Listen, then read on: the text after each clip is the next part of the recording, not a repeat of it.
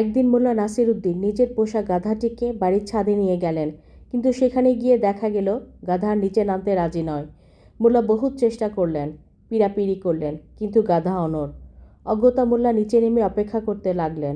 আধা ঘন্টা, 1 ঘন্টা এভাবে সময় গড়িয়ে গেল। গাধা তবু নিচে নামছে না, উপরন্ত ছাদে দাঁড়িয়ে ক্রমাগত লাথি মারছে। মোল্লার মনে হলো গাধা ছাদ ভেঙে ফেলার চেষ্টায় আছে। বিষয়টা ভাবনাজনক। বাড়ির ছাদ বেশ পুরনো এবং দুর্বল। সামনে বর্ষাকাল, ছাদ ভেঙে গেলে ঝড় বৃষ্টি থেকে বাঁচা মুশকিল হবে। মোল্লা আবার ছাদে উঠলেন গাধাকে নামানোর জন্য, কিন্তু গাধা 1 ইঞ্চিও সরল না। তবুও তার লাথির তীব্রতা বেড়ে গেল। শেষমেশ মোল্লা গাধাকে ধাক্কা দিয়ে নামানোর চেষ্টা করলেন, কিন্তু ফল হলো উল্টো। গাধা হঠাৎ লাথি মেরে মোল্লাকে ছাদ থেকে নিচে ফেলে দিল। মোল্লা গুরুতর আহত হয়ে মাটিতে পড়ে রইলেন। তার হাত ভেঙে গেছে, কোমরেও চোট লেগেছে। আর ছাদ, গাধার লাগাতার লাথিতে সেটাও ভেঙে পড়ল। গাধাসহ ছাদ থেকে ইট পাথর মেঝেতে পড়ল। গাধাটিও ভীষণ আঘাত পেয়ে মাটিতে শুয়ে রইল।